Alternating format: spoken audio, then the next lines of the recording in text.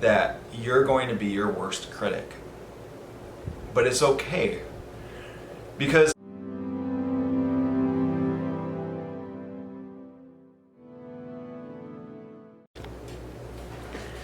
hey, it's Mike here, and I'm an iOS developer that actually created and published SweatSesh, which is available on the App Store today. Today I wanted to kind of just talk about the things that I learned building an indie app and publishing it, and the pitfalls that I came across building my first app and submitting that. It was a crazy journey and I had so much fun. So before SweatSesh, of course I was building apps. So the first lesson that I came across was finish the app. And the reason why I say that is because before SweatSesh, I built a few apps. I actually have been working for at least 2 years building apps, but I never finished anything. I never finished any of the apps. I would actually start, I would come across a problem and I'd give up. Or I'd finish the problem, I'd come across another problem and another problem, but I never finished it because I never felt it was perfect. I'd always go to another idea. And that was a mistake. So this app, I had a simple idea from my wife. She said it would be really cool if you could push a button and get a random body weight exercise just to do. I took the idea and I built it. Well, once it was built, I wanted to add to it. And so I added rounds. So you can click the button, do the exercise, get another round. Click the button, do the exercise, and then you could finish the exercise and see how many rounds you could get. I almost gave up at that point. I didn't know where else to go with it. I didn't know if it was going to be good enough for the App Store. I didn't know if it was going to be good enough to even say that I built it. And I had to get over that insecurity of not being a good enough developer. And so I put it in beta. Thanks to a Swift group that I'm a part of Boston, they pushed me and they said, just put it in a beta. So I did. And when it was in beta, I got so much good feedback, and some bad, but it gave me something to build off of. And so I limited my beta to 5 people, and that's another thing that I learned. Limit your beta to only a few people. When you're an indie app dev, you don't have enough time to give your beta to hundreds of people and get all that feedback. I honestly feel that 10 was my sweet number. I gave it to 10 people, and I got enough feedback from 10 people to fix things, change things, and add features. When I did the beta, a lot of people asked for the same thing. They wanted a way to see their workouts, a log of where they could go and click into their workouts and see what they completed. And at first, I didn't know how to build that. I mean, it sounds simple, but it turned out it wasn't. I had to actually rebuild most of my app to actually support that feature.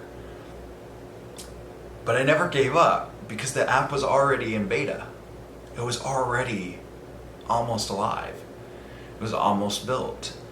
And so I worked for another month building that.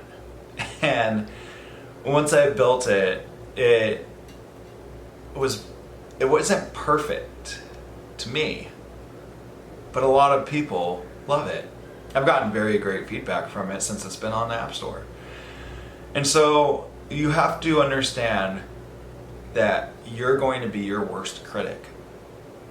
But it's okay. Because on top of that, there's a version 2, and that would be another lesson I learned. There's always another version.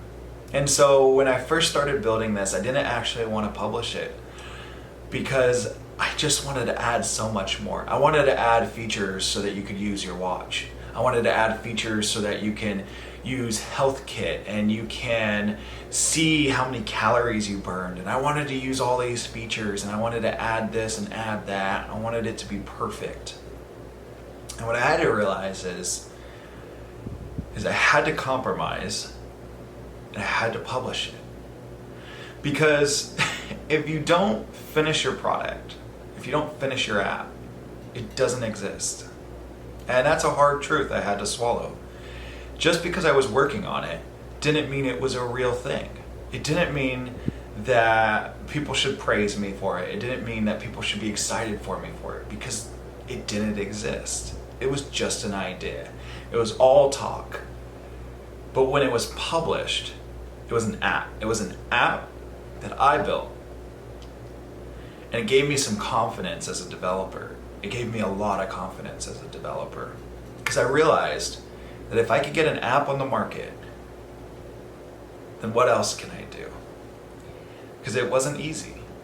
And I'm telling you, it isn't going to be easy. But finish your apps, because that's the greatest thing you can do. So give yourself time.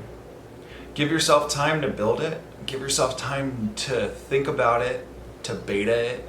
Give yourself time to just get through those days where you don't think you can do it. But always get back to your terminal and keep building and finish your app. And when you do publish it, it takes time. When I published it, I figured I would have at least 50 downloads within 20 minutes. I mean, that's what we saw on TV, right? And no, I didn't get 50 downloads in 20 minutes. I got 2. I got 2 downloads in 20 minutes. And one was me. But guess what? That other one was somebody else. It was a user. It was somebody that was using my app. And it was one of the greatest feelings ever. Because now I'm not just building it for myself. I'm building it for the ones who enjoy it. I'm building it for my users.